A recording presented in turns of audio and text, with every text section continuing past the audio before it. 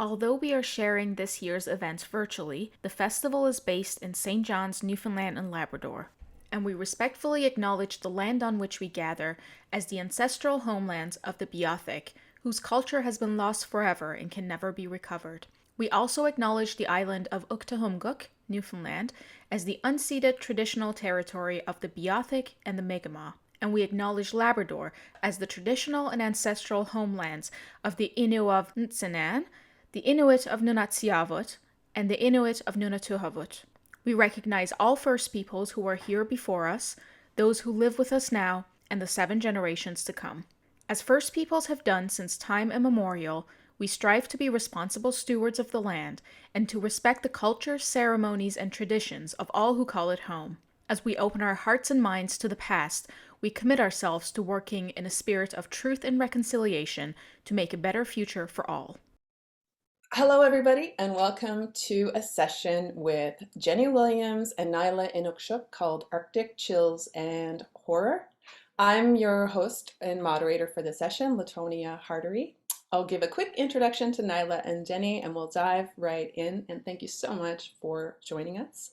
Nyla Innuksuk is joining us from Toronto, originally from Nunavut, an accomplished filmmaker, films in TIFF, and also the owner of Mixed, or CEO of Mixed VR. Works a lot with mixed mediums, and we'll talk today about her debut feature film called Slashback. Jennie Williams. I've had the pleasure of working with Jennie for quite some time, the last 4 years, and she's a throat singer, drummer, photographer, and now filmmaker as well. From Labrador, currently living in St. John's, where she also works at the First Light Indigenous Center. So thank you both very much for joining me. I appreciate it. Thank you. Thanks. So let's, I've been doing just, reading, well, with Jennie, of course, I've known Jennie a while, and I've been doing a little bit of reading about Nyla's work too, which has just been so fascinating. And even though Nyla, I'm just getting to meet you now, just reading your work, I felt so proud. It's funny, I don't know you, but just with all the accomplishments, it's just been a real joy to read about your work. And I feel like when I read about you both and what I know about you both, the origins or where you're from, like Nunavut and Labrador, really has entered, the conversation or the way that you make movies. So, and your mixed medium work as well. So I was wondering if you could tell everybody out there just a little bit about where you're from and how that influences your work. Nyla, do you want to go first? Sure. So I guess, yeah, there's a few ways it impacts my work. I guess there's different ways. So I'm originally from the community of Inuit in Nunavut, but I grew up mostly in Inuit when I was a child, and I was maybe 1 or 2 years old when my mom moved from Inuit to Inuit. And then I moved to Southern Ontario when I was 8 years old, and then about 10 years later to Toronto for film school. And so I think that these kinds of moves have definitely kind of impacted my work and the kind of stuff I make.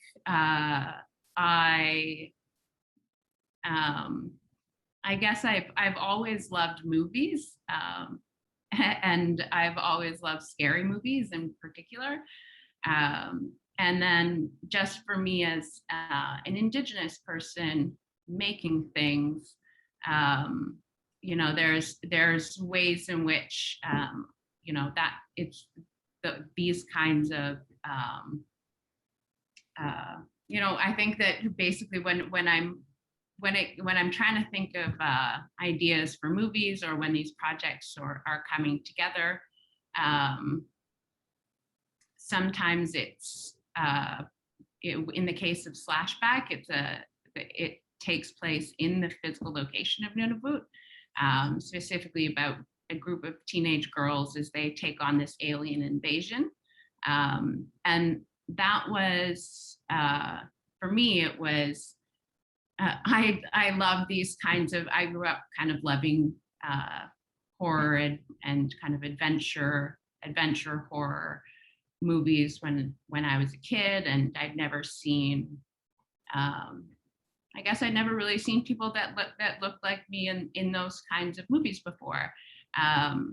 But it, I certainly know that, being a kid in Nunavut, we had adventures, and it was really fun, and we would ride around on bikes, and so it was, for me, it just kind of made sense to be trying to make something that's fun and cool, but also, very much from this place. And I have nephews who are 6 and 8, and so they were younger when I was making the movie, and they're from this community of Pang, which is very, very remote and stunningly beautiful, like the most beautiful place I've ever been. And so it was when, it's kind of nice for me to think, if this is a kids movie, and for my nephews, this idea of them watching a movie that was filmed in the place that they grew up is, and then it's this kind of fantastical scenario like an alien invasion.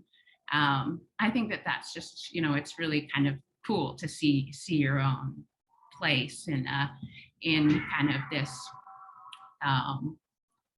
this fantastical scenario.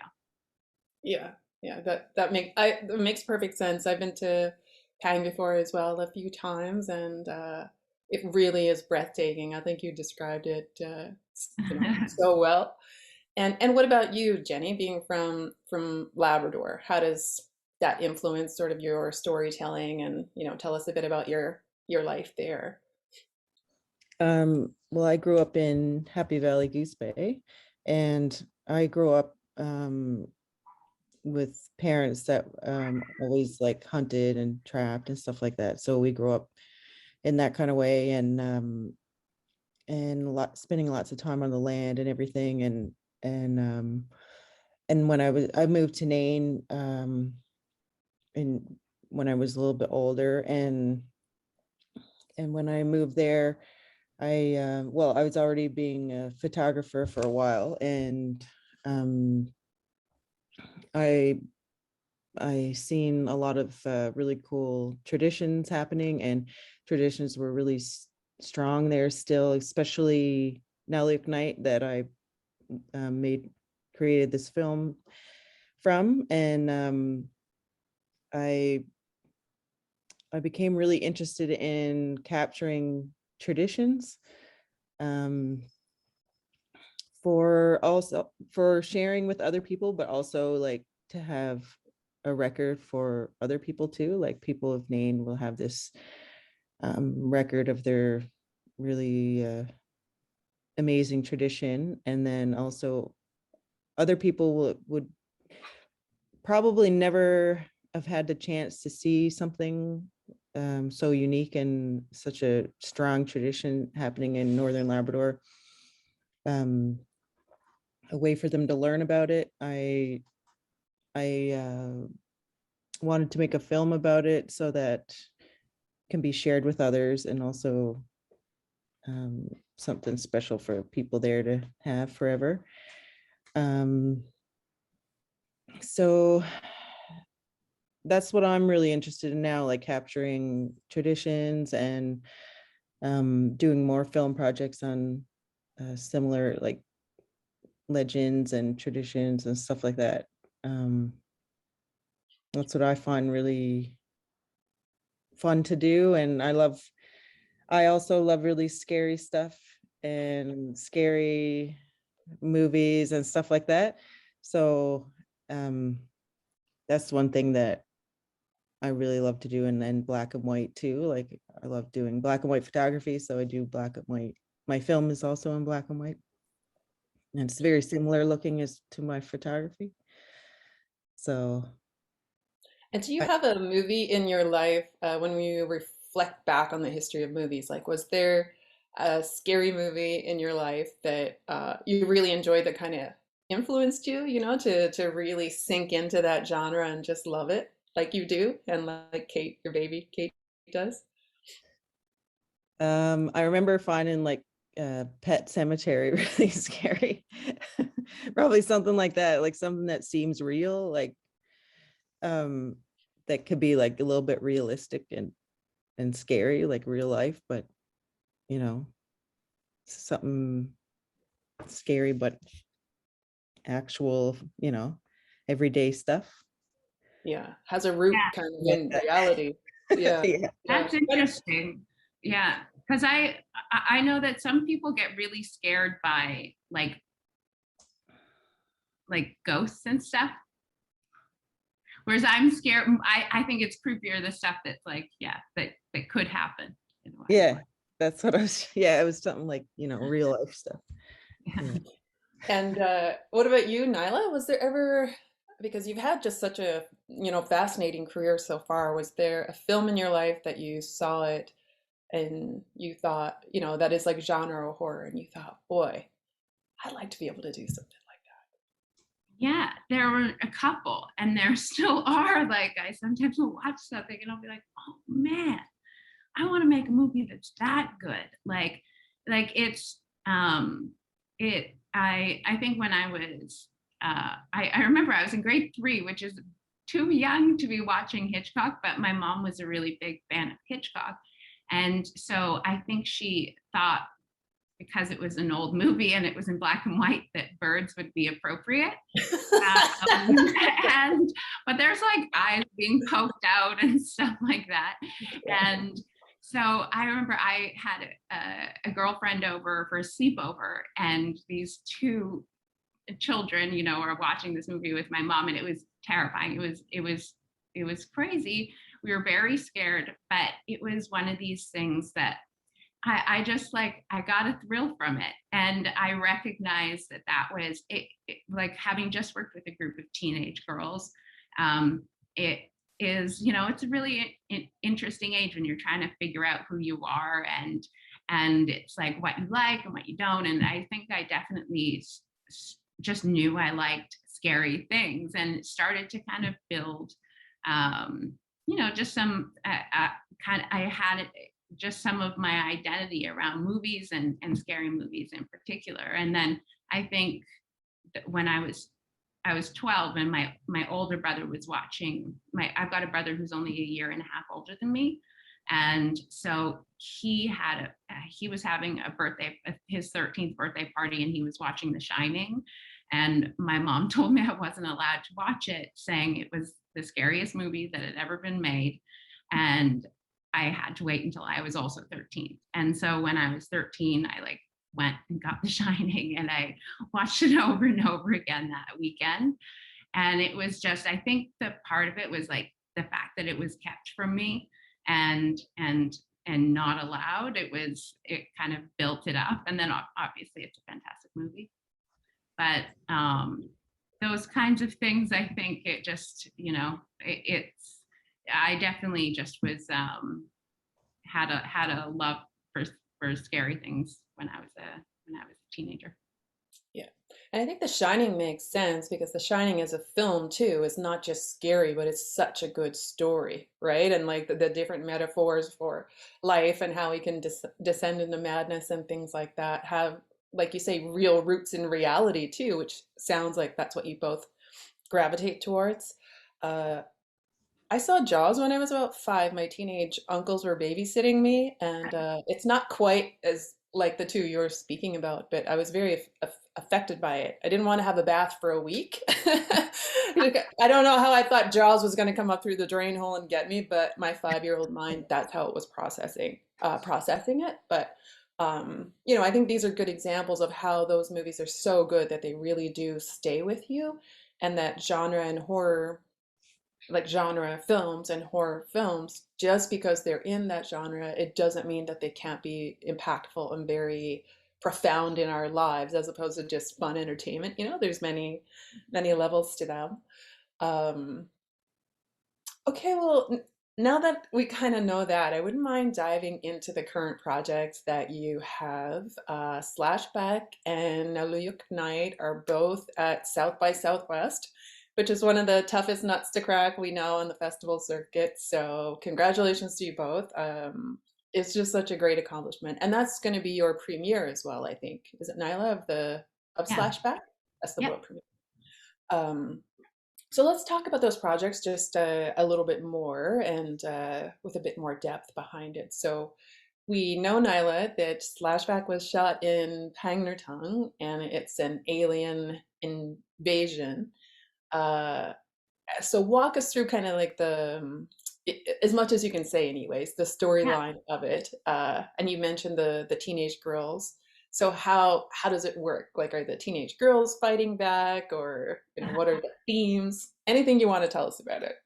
Yeah, it's really kind of about an ordinary day for a boring ordinary day for these kind of teens, preteens as they're kind of hanging out, and then this really crazy thing happens, and then and then they kind of have to choose whether or not they're gonna fight to take on this threat and save their town. It was a lot of the idea kind of came first, and then I went and shot a proof of concept with a group of young people back in 2017. And a lot of those casts are the girls who ended up working with me, and we were kind of like figuring out what some of the dynamics would, because it's a larger story about this alien invasion that happens to them, but also it's about it was really interesting to be hanging out with these teenagers and hearing about what they were kind of going through, and it is a lot of the same stuff that I was going through when I was 13, and that I think everybody it goes through, which is you're interested in boys and your friends and dealing with your parents and that sort of thing, and going to the cool party. So it was like, and for these kids, and certainly for me, there was also this processing of shame that we might have in our indigeneity and what that means. And I could hear it sometimes in the language and the way the girls spoke. And so then we would have these really long conversations about what does that mean? Like, when you say, "Oh, I don't want to do that," that's what does that mean? And so then we would, it was like this really kind of cool experience, and then in the end, it was trying to put that into a fun and cool movie, and I'm really, really proud of these teenage girls who really did, and Rory, who's our teenage boy, but they really did. They were all non-actors before this, hadn't acted previously, and really it was such a challenge working really long days, and there were lots of there were fight sequences and things like that, running upstairs, and so they did have stunt doubles for some things, but they were also doing a lot of work, and Knowledge Us, who's 11 at the time, I'm so proud of what came out of it, and I'm so excited for them to see it and see it at the festival. So it sounds like it probably is a profound experience too, in some ways, that changes their life, or anyone's life really, when they're that age and get to be a part of something that big where you see your own self being reflected. Well, I think so. I think they're all really wonderful kids and growing into young women, and it's I don't know. I think that, this was probably a very good experience that we tried to treat it like, okay, this is this is an opportunity for us to kind of we treated it like a summer job, a cool summer job where we got to all travel together, because we cast out of Inuit mostly just because when I was initially casting, it was with no money, and I was like out of my parents' house, just like trying to cast people for this proof of concept. So then when it came to shooting, it was like, this is going to be an opportunity for us to keep on doing this, but you get paid, and it's a neat opportunity, and that's how we're also treating the festival. And then hopefully when we bring the movie to Nunavut, and they can be kind of taking that opportunity, because to be speaking about the movie and the process, and because I think that it would be great for people to see what for other young people to hear about what they've done and the experience that they had. And I can absolutely see some of these girls maybe wanting to direct in the future, or can, just be creative even. So yeah, it's so interesting to kind of see the different ways they are, the things they took from the process. And knowing sort of what you said about Pang earlier, and that it being so beautiful, which it is, I would imagine that it's just a guess, but does it become sort of a character in and of itself in the film? Like, is it widely shown and incorporated into the story? Yeah, well, yeah, and then we had our kind of 5 girls and Rory that came with us, but everybody else was cast out of the community, and obviously we had lots of crew from the community. It would have not been possible to make this if people weren't buying into this whole thing in town, and so it was like everybody was supporting this effort, and it was we actually had, because there's a housing crisis all across Nunavut, and but in Pang we realized, like, if we came in with a large crew, that we were going to be offsetting the community. Like, there wasn't room for us, frankly. And so we asked the principals at the high school and the grade school to let us live in the schools, in the school classrooms, and we shipped up 55 beds and mattresses, and we turned the classrooms we put 2 beds per classroom, and our crew lived like that for an entire summer. And it was insane. It's kind of bonkers to think about it. And we all had all of our meals together in the gym, and then worked really hard during the day, and went hiking on weekends and boating and stuff like that. It was really, really amazing. Yeah, it really does sound like it is an amazing adventure, and it's tying so many things in together, like your love of story, your love for the community, and then also this interaction between people in the community and a film crew, some from there and some from other places. So sounds like it really would be, I think, something very, very special. Which I think also brings me now to Jennie's film, which, having the honor to work on it, I know that process also was very special. So, Jennie, do you want to let some of the viewers know what Nalujuk Night is about, and what it is in general? So it happens every year on January 6th, and in the community of Nain, it seems like it's the biggest, but it's also celebrated a little bit in Hopedale and Makkovik. So I guess I can start off with, like, similar to how my film goes, because in my film, I try to make it exactly an experience of how the night goes. So sort of like you're there. So my film it's sort of like you're there seeing the whole night unfold. So the beginning of the night, the Nalujuk come in off the ice and they go into the town, and then there's people, the community gather in the middle of town, and they're there to welcome the Nalujuk, and then the Nalujuk sit in front of them, and these ones are very, very scary. They're dressed in animal furs and skin.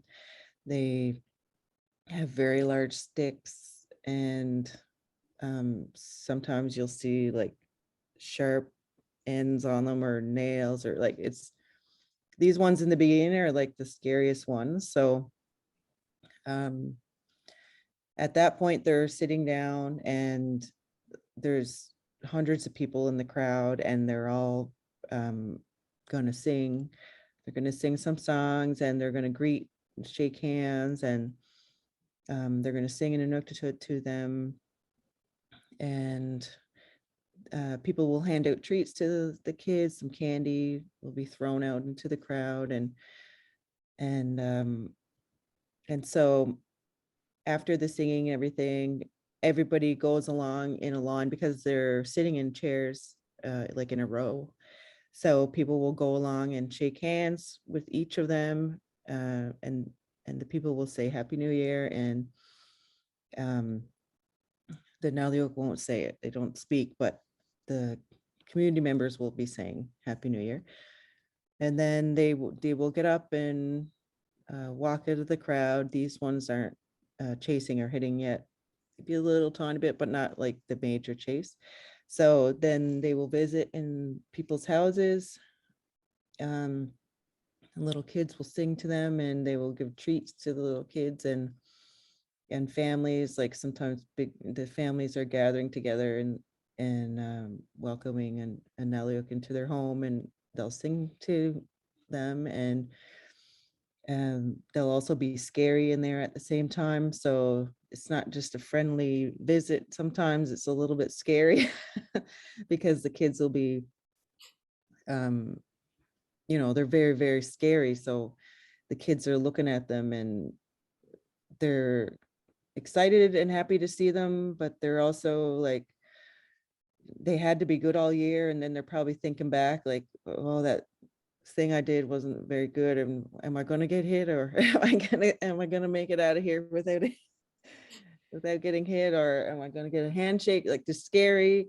They're happy to see them because they're, maybe they'll get a treat, maybe they'll get hit, who knows. But in the houses there's not a lot hitting, but after, they'll go back into the middle of the town, and at this point there's a lot of different Nalujuk coming from all different directions of the streets, woods. They're coming out of everywhere at this point. There could be maybe 2 or 3 running around in one area at a time. So at this point, a lot of the younger kids have gone home, and a lot of the older people, like elders and stuff, probably have gone home, and it's usually like teenagers and adults, some little kids, but not as many as earlier in the night. And so at this point, everybody is gathering around. They're more spread out at this point compared to earlier. And so everybody is looking around and on edge, sort of like they know that there's going to be a different Nalujuk coming from who knows where. Where is it coming from? I don't know. And at this point, they're running fast, like they can run fast at any moment. So they could be walking slow next to you, but all of a sudden they could go after you. Like, you don't know when it's going to happen. So it's scary, it's exciting. People are screaming and yelling at each other, like, watch out, like, oh, there's one there. And so they're trying to like throw their friends in front of them, so they're trying to avoid them. But sometimes they can't, like you'll see a lot of times in the film where someone's getting chased. And the Nalujuk they're so fast that it's really hard to escape them. They're wearing like sealskin boots, so they're like wearing light boots so they can run faster, and they're known to be extremely fast. So there's a bunch of chase scenes in the film, because I think that's my favorite part of the night, and it's so fun and scary and just like my favorite part. The chase is my favorite part. So then after the chase goes on probably for hours, like probably from like 6 to, it could be still going on at 11, a little bit, it could even be going on till 12, who knows, like it can go on all evening. And so some people do get hit throughout the night, and some people escape without getting hit. Some people only have a handshake. You don't know what's going to happen. Like you go out and you have no idea what's going to happen. So it's very exciting. And then at the end of the night, or as the night goes on, I should say, it gets scarier and scarier. So the more late it gets more scary, because there's probably less people. And then it's happened to me a few times. Sometimes you could be going home for the night or something, and then really scary ones could be just walking out of the woods on the side of the street, like, or like you could look into the trees and you could see one like staring out at you, like just waiting almost to jump out and chase you. So at the end of the night, they leave, and they walk back out into the darkness on the ice. Yeah. Until next year on January 6th, and it all happens again. Yeah, and I feel like even being there that night and filming Nalujuk Night, that's what becomes apparent quite quickly, is that it's actually fun to be scared, because it really is terrifying, but at the same time it's so thrilling. And I felt like when we were done filming the night, you just went to bed kind of full of an experience that is like nothing else in the world, you know, and especially for someone who's a non-Inuk to be there and experience it. There was a lot, I think, to learn, and that's kind of the it's a good hallmark, I think, of all scary stories too, is the anticipation. You know, like when you're watching a really good film, you know, especially something like The Shining, it's just like anticipating those scary moments that are coming. And it feels like Nalujuk Night is really full of those. But Nyla made a good comment about sort of the challenges of filming up north. Do you want to like, I know we had a couple of challenges filming your film. Do you want to just quickly go through what those were? Because those are kind of fun also, and I think teaches people how challenging it can be to make a genre or horror film in the north. That's very true, because we were, it was probably minus 35 to 40, probably minus 45 or something with the wind chill. It was freezing, and it's usually freezing on Nalujuk Night. It's January 6th. It's cold. So that is a real adventure when you're trying to film in those conditions. And it was snowing, and so it was a very interesting night, but we had to try to figure out how to make sure that we could use the cameras ahead of time and prepare or whatever. So I knew from previous years of taking pictures with my camera. You know, I had to learn ways to do it over the years, because if I just went out with my camera and nothing prepared, my camera would freeze up. The zoom, I couldn't zoom properly. It was like really slow because it was probably frozen. Everything was, that was the first time like I had to learn new tricks. So what I used to do is get those hand warmers, the sticky ones that you usually put on your feet or your hands. I like the sticky ones for your feet because they got like a sticky thing on them. I would put those around my batteries, and I put my batteries in my pockets of my coat, and then I would have them actually stuck on my camera, like where the battery goes, so that the battery wouldn't go dead really fast. And I would put them wherever stuff needed to stay from freezing so much. So that's what I did with my my camera over the years. So we had a problem that when we went there, and the video cameras, I think they went out and they were using them, I think, for maybe, what was it, a half hour or something like that, and they shut down. They're like, Yeah. uh-oh, how are we going to film a whole 7 or 8 or 9 hours straight in -40? So Latonia brought up a whole bunch of big, I said, bring those boxes from Costco, those big boxes of hand and feet warmers. And so that's what they did. They stuck them on batteries and stuck them on the cameras, and that helped tremendously for us to be able to film in -40. And we didn't have very much light, because when I take pictures, I don't try to use too much light. I just try to use the natural light that's around. I don't use flash or anything like that.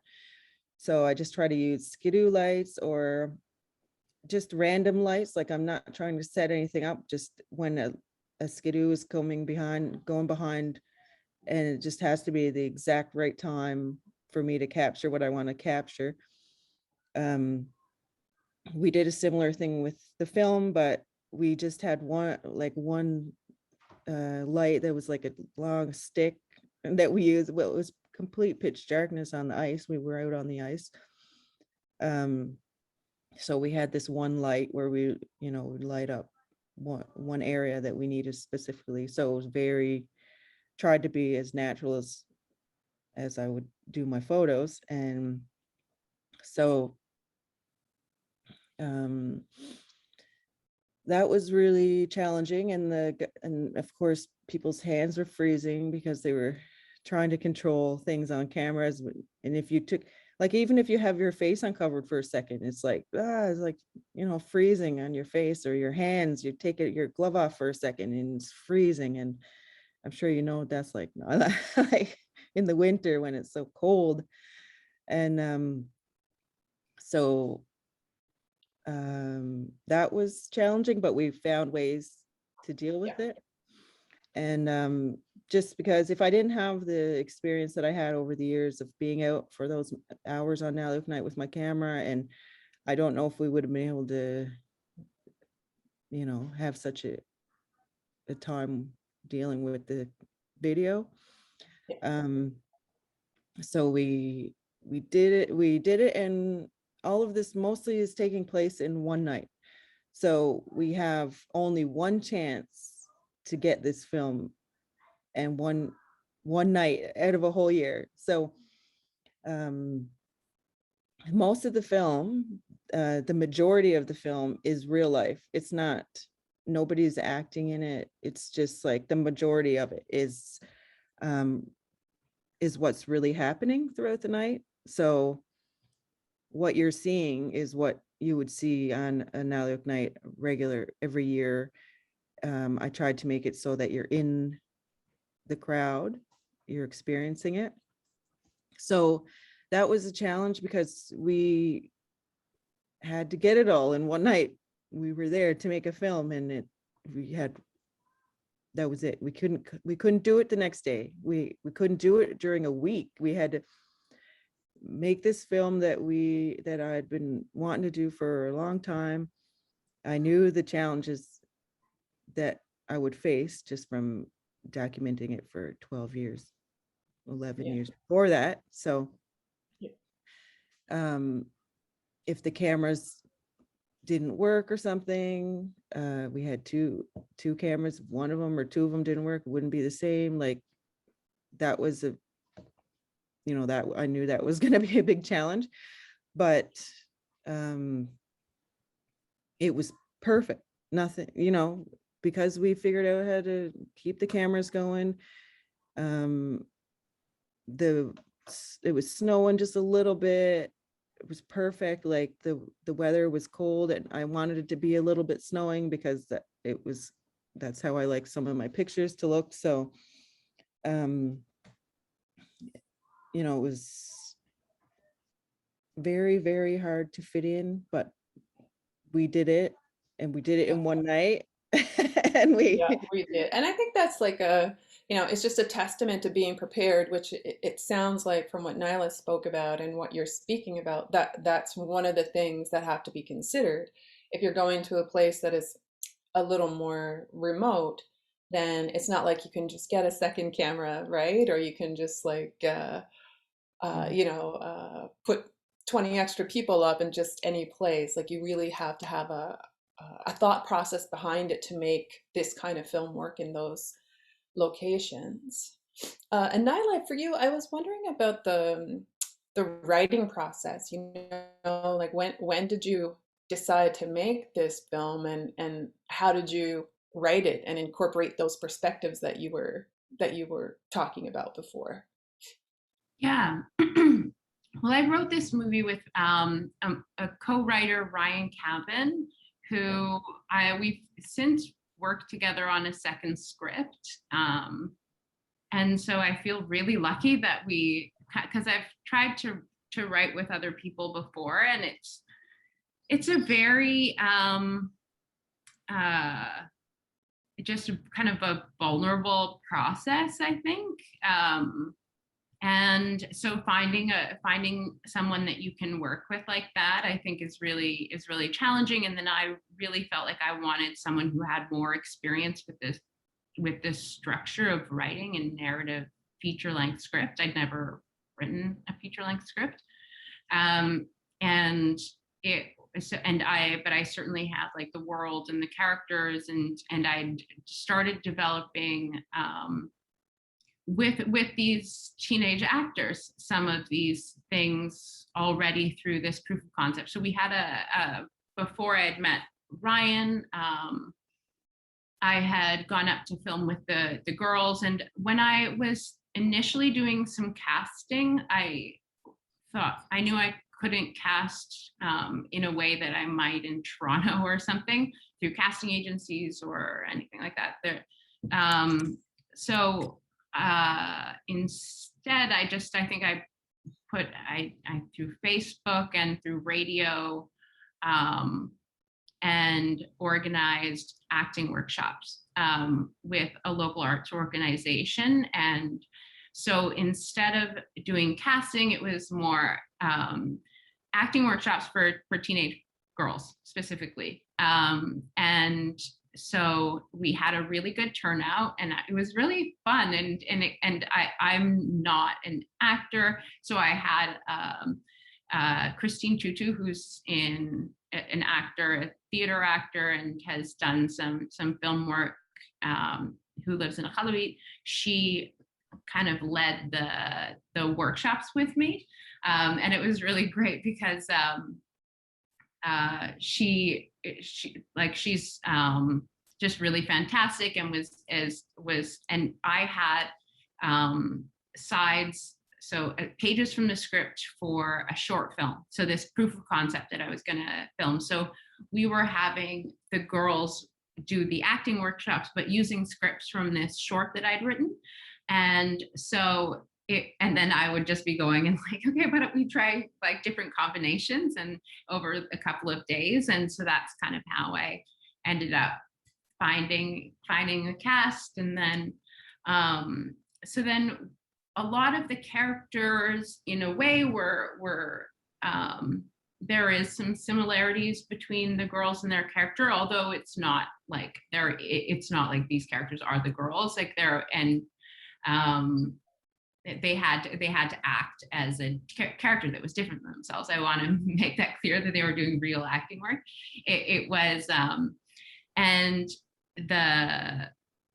but so we'd had these a bit of these characters figured out, and then when it came to working with Ryan, we went up to Nunavut together and stayed at my parents' house, and we would do some writing in the morning, and then we would go out and hang out with these teenagers and take us out, or just like friends of mine would take us out on boats, and we would just be then spending lots of time talking. And this is a really kind of a movie about teenage female friendships and this coming of age. It's really kind of a coming of age movie. So for me, kind of going through and really kind of thinking about what I was like as a teenager and what I was kind of processing, and then obviously with hanging out with just these young actors, and so then from that's kind of like how this script came out, and then it was moving forward. It kind of, once we had the script, it felt like everything kind of fell into place quite quickly. It was actually quite a quick turnaround from when the script was done. And then there was like some, different casting, some final casting, new characters, stuff like that, some of the characters had grown up. So there was like Nalujuk, who initially was playing like a younger character. Now she was like, we actually think she could, fit in as like old. She could make sense as one of the older teenage girls. Then we had to go and find another young actor. And we found this amazing 8-year-old, Frankie, who is just, she's a real talent and also just a wonderful kid.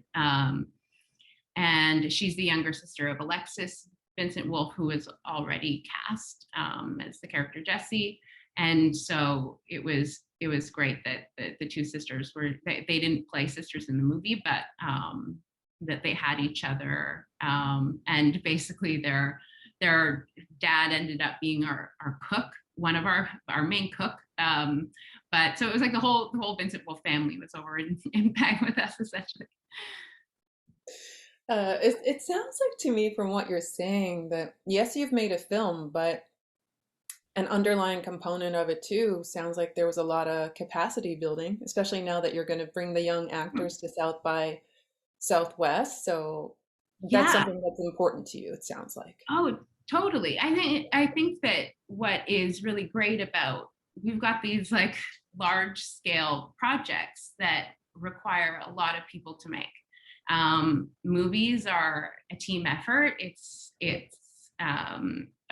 does take a team, and then when you add in like I wanted the script required like a lot, and after making Splashback and having now worked with Ryan on a second script, I'm like, oh, the second script's so much easier to make than Splashback. It was one of these crazy, but now that I know, I probably wouldn't have done it, but that's how it goes.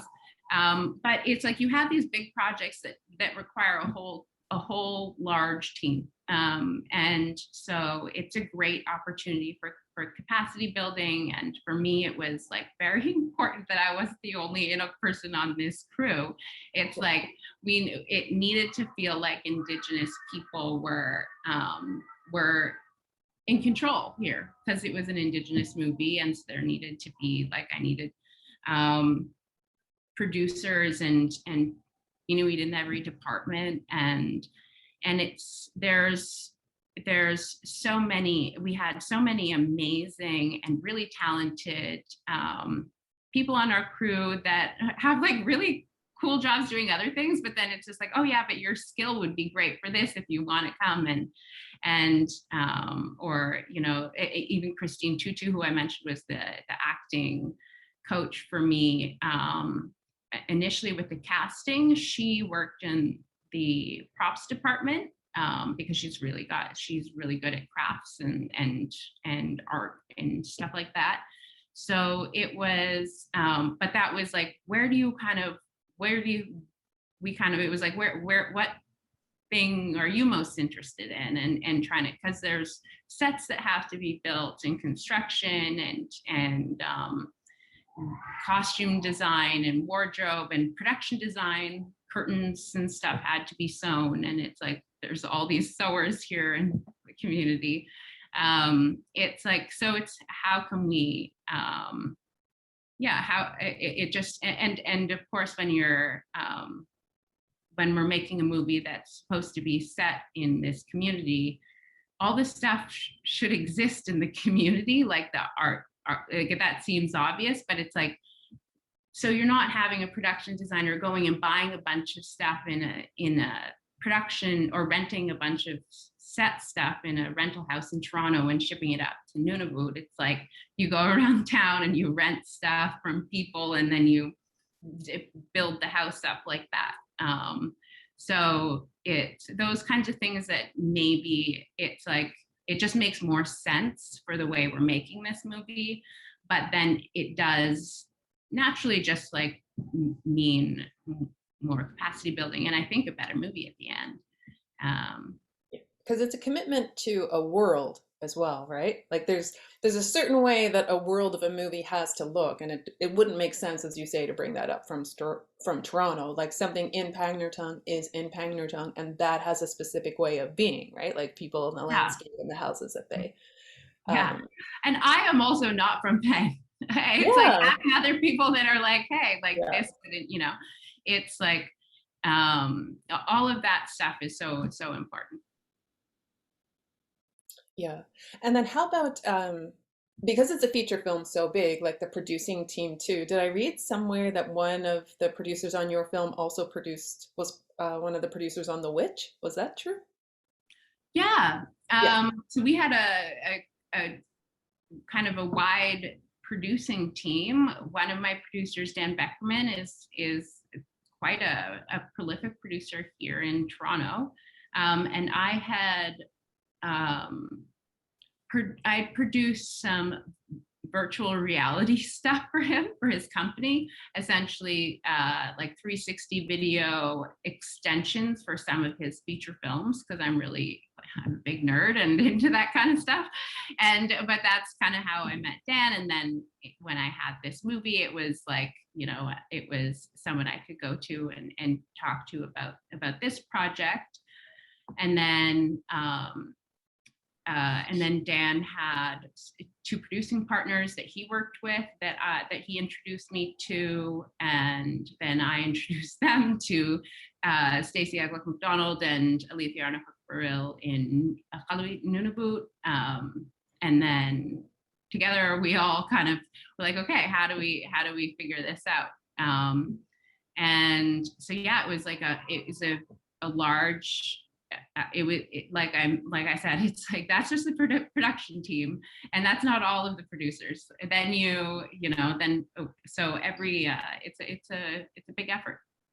Yeah, I guess one of the reasons that I asked too is that when you make something like genre and horror, of course, or even sci-fi things, you're going to be surrounding yourself with a supportive team that also really know that type of story, because it really is a very specific thing if you're creating a sci-fi thriller or something, as opposed to a comedy, right? So you have to surround yourself with the people who can also support that vision. So when I read that, I was like, okay, well, that makes sense, because The Witch also was, really an incredible movie. I think one of my favorites. Yeah, in the last absolutely. I love that movie, and that director as well. Really great. Yeah, and every time I see a black goat, I kind of look twice at it. Is that Black Phillip? I don't know. I want to run away. Yeah, and then I think I have a generic question, or we're not at the end yet, but we're coming there. But I did kind of want to ask, I just noticed that there has been quite a rise in the making of horror films in the Arctic in the last little while. I know, Nyla, one of your first films is described as a horror, and now Jennie has made Nalujuk Night, which is equal parts terrifying and fun. And then the Arctic Indigenous Film Center, they have that big collaboration now throughout the circumpolar world where they're trying to have an anthology series filled with horror films that they're hoping to launch this year. What do either one of you or both of you think might be behind that? Like, why would Indigenous people in the Arctic be gravitating towards that particular kind of filmmaking? I think that, scary stories often are cautionary tales, like children's scary stories. Um, and in the Arctic, there's like lots of things that you don't want your kids to be doing. Yeah, it's like it's dangerous.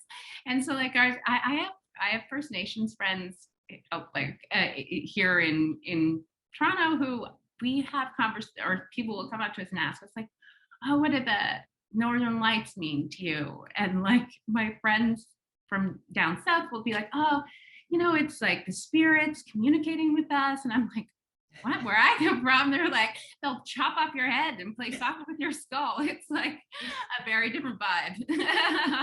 Yeah. And I think that, like, even if with Jennie, like with Jennie's project, watching it, I just love your movie so much. And watching it, I was like, oh yeah, no wonder, like, people from this, it's so much fun, the tradition of these like scary kind of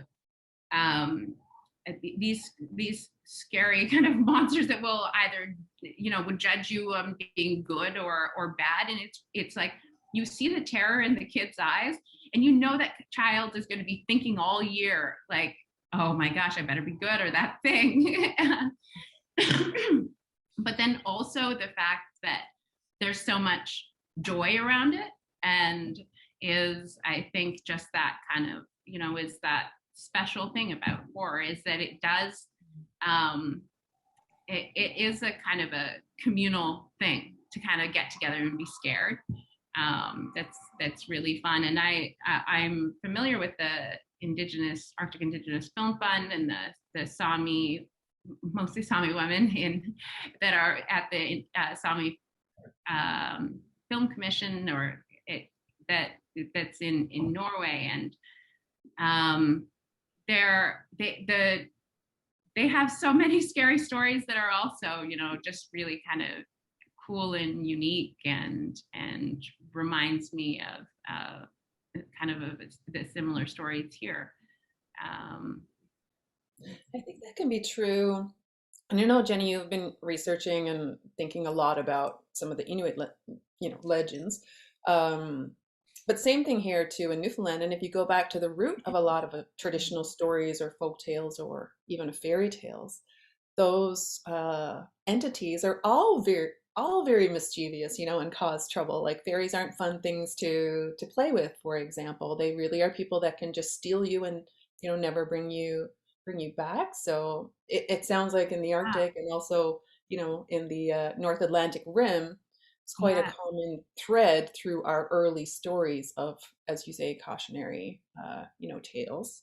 What do you think about that, Jennie? Do you think we're on the right track there? Do you want to add something to it? Yeah, for sure.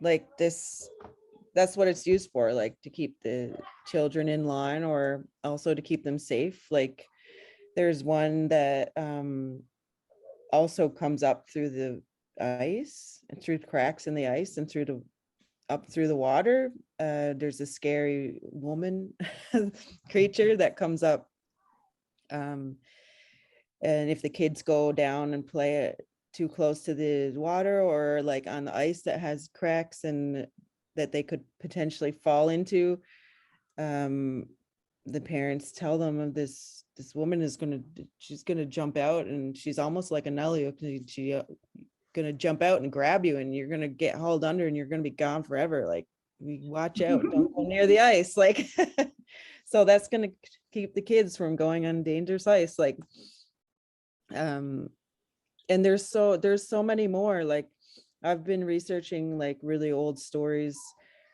for a while, like old legends and stuff like that. So there's some that are like really, really insane and crazy, but like they usually have a moral to the end, to keep people safe, or to be good hunters or to be good people in general, or something like that. The stories are really interesting to me like that, in that way, because they're teaching somebody about something in life. You know, there's no TVs and stuff like that. There's nobody telling anyone how to do anything back then, so long ago. So there's these stories that they tell each other that are passed down, that help keep their kids in line, or help keep them off the ice, or help teach them how to be a good hunter, stuff like that. So I'm like really interested in stuff like that. A lot of them are scary. A lot they're like, their lesson that they're teaching is scary, and I love that. I love scary. I love scary everything. Yeah, I think that's where we're overlapping today. I just wanted to talk, like, really, this will be my last question. But and a quick answer is great too. I know we're running out of time. But now I just wanted to ask one question about print, because I know we talked about visual things, but you both have things in print too. So my question for Nyla, I know that I didn't want to let the session go by without mentioning that you had co-created Snow Guard with Marvel. Like, I was like in print. I was like racking my brains trying to think of what you were talking about.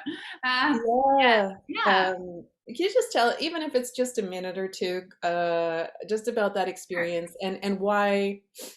Because a lot of your stuff is so visual, and of course, graphic novels are visual. But how did you just end up all of a sudden also doing things in print that relate to this real supernatural, fantastical world?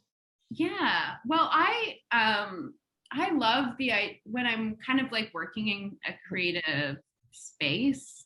Um I just like find I like to like think about those things and see how they can like just continue on those themes a little bit in different spaces, I guess. And so I am really into interactive media and like VR and augmented reality, that sort of thing. And so that kind of like indie gaming scene and the indie comic book scene are like very close, I guess, in Toronto. And so I was introduced to someone who writes for Marvel, specifically the Champions League, which is a teenage superhero league. And he felt like he had a good enough relationship with the editors to suggest a new character. And so I had been kind of interested in researching themes of shamanism, and specifically this idea of sila and this connectedness of all living things. And so anyway, I was in this space already, and like I mentioned, I've got little nephews who are obsessed with Spider-Man, and Miles Morales is a member of the Champions League. So I was, for me, a chance to do something that they would really, really love was cool to me. And so we pitched this idea of a character named Snowguard, who would be from the community of Pang. This was also at the same time I was developing Flashback. So that's kind of how she came to also be a teenager in Pang. And then so that was really kind of fun, a process of writing with Jim. And then more recently, I was asked by Marvel if I would like to write my own comic that was kind of its own independent story. And yeah, I thought it would be really fun, and I had a bit of time, so I was, and then I started sitting down to come up with an idea, and I was like, oh no, this is Marvel. People are actually going to read this. Like, yeah. It kind of has to be cool. And so I was like, I, it was a bit of a trying to figure out what it was. And then, but it ended up being a little more challenging, but more fun also than I thought it would be. And so I'm not doing the visual artwork. What happens is in comics, it's a very small team. So it's like you're the editor who is at Marvel, and then there's yourself, the writer, and then the artist who does like the pencils and then the inks. And then they have a colorist who they often work with, who does the color. And it's very, very fast turnaround. So you have to approve within, under 8 hours or something. And then, because then it's on to the next phase. And I certainly have had my very first issue. I saw the inks and there was trees on the first panel. And I was like, there's no trees. And the artist was in South Africa. And so but it had already gone to inks. So we had to have the colorist color them to look like snow and rocks. It's like, it was kind of crazy. But then with this story that I kind of wrote on my own, I also got to work with an Indigenous artist. And it was really amazing to see how they kind of were, how they kind of interpreted the descriptions and see it come together in that way. That was a lot of fun. Yeah, but it's good. I like that you brought it up about the trees, because that's you're being dedicated to the way that things are, the authenticity of the story. So I think it makes sense that you went back for that. I noticed you working with Jennie on some of the sound design. She was like, you would never hear that in Nain. We got to fix that. You know what I find is crazy about sound design in the Arctic with snow is that it sounds fake. Like the crunch of it's like, it kind of sounds like a styrofoam or something. You're like, no, that's how it actually sounds. Really, yeah. Jennie, real quick in the last minute or so that we have here, do you want, I know you want to put your Nalujuk photos in print and turn it into a book. Do you want to just quickly walk us through why you'd love to do that and what you might get out of that as another sort of medium for it's still a genre medium, even if it's a book, right? It's still highlighting that horror of it all. So I was planning on doing this book for so long, and every year I would say I would try to decide if I was ready to finish the book, and I always would think like, okay, I'm not ready yet. I want to do another year, and I want to do another. Well, the way that I did it each year while I was documenting it, the tradition, I wanted to get it from a different perspective. After a while, I was like, oh, I'm going to get it from a different perspective each year. So one year, I would just go with little children. And I would be with the children all night and nobody else. I would just stay with those little children, the group of little children. I would be with them for the whole experience. And then the year after that, I would go with like a group of adults or something like that, or like one adult or something, just be with them, get their experience. And then another year I would go with one specific Nalujuk and be next to them all night and get their perspective of the night. So I had been working on this photo book for a very lot of years, and then I started working. I was getting close to being like, okay, it's getting there. And so I have, been putting it together, and then I started doing the film. So I was thinking I would do the film, and I was moving to Newfoundland. So I said, well, that would be like, that's for sure. Now I can say that was my final, like, I'm sure I'm going to be doing more stuff. I'll taking more pictures or something over the years, but I want to do a book now of all of those years, the 12 years of documenting Nalujuk Night. And I want to have it right from the beginning, my photos right from the beginning all the way through to the 12th year that will be the book, like 12 years of documenting this tradition, and all the different perspectives. And I'll have like quotes, like I've done interviews with people of all different ages, and probably I'm not going to have a lot of words, but I'll have like quotes and stuff under the photo. So mainly be a photo book of all of the years combined. And so that'll be, I have been working on that lately. So I want to have something like that too. So I'll have this film that I can share with people and about Nalujuk Night so they can learn. But I'm also going to have this book, which would probably be really nice for people to have too, that live away, and they might have this book of home, like it's all about Nalujuk Night and that's their memories, and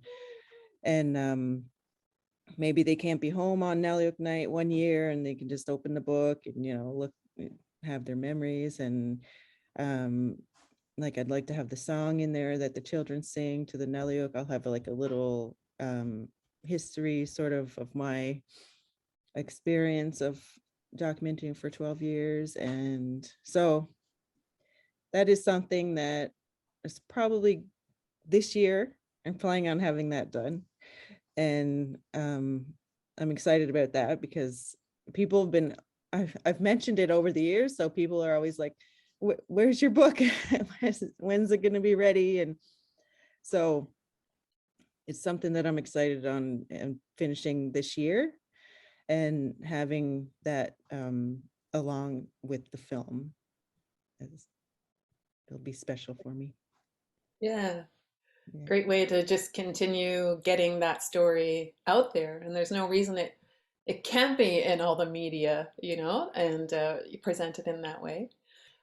Thank you so much, Jennie and Nyla, for spending time with us and being part of the Seen and Heard series. And for the viewers at home, thank you for joining us. There are a number of more sessions for Seen and Heard throughout the month of March, and we hope you will come back and join us. And we hope that on this day you've learned a lot about filmmaking in the Arctic, these two Inuit filmmakers and their love of the genre movies. And we encourage you all to check out Nyla's film at South by Southwest.